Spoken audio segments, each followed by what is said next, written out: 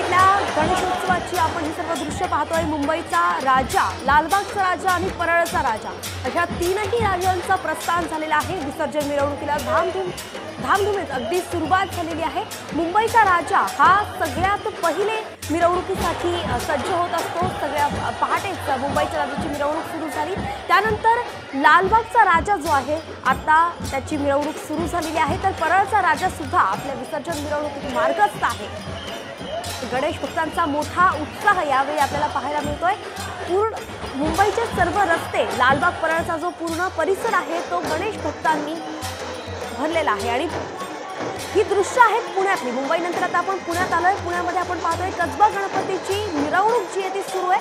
कसबा गणपती हा पुण्यातील पहिला मानाचा गणपती, ग्रामदैवत म्हणून त्याची ओळख आहे।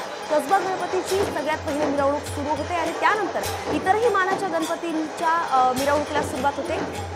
तर 3 मानाचे पुण्यातील गणपती जे आहेत ते मार्गस्थ झाले आहे। यातील कसबा गणपतीची मिरवणूक आपण पाहतोय। ढोल ताशांच्या गजरामध्ये ध्वज फडकावत जे आहे कसबा गणपतीच्या मिरवणुकीला सुरुवात झालेली आहे। ढोल पथक, ध्वज पथक आणि शंखनाद पथक अशा सगळ्या पथकांनी गणपतीला मानवंदना दिली जाते। भर उन्हात गणेश भक्त आपल्या लाडक्या बाप्पाला मानवंदना देण्यासाठी सगळा उत्साह दाखवतात दिसत आहे। दृश्य पाहताय तुम्ही मुंबईतील आणि पुण्यातील दृश्य आहेत। मुंबईतील लालबागच्या राजाचं मिरवणूक जी आहे ती सुरू झालेली आहे। 11 वाजता मिरवणुकीचा वेळ जो आहे तो ठरवण्यात आला होता, मात्र काही कारणास्तव थोडा उशीर झालाय। मात्र लाडका बाप्पा आता मार्गस्थ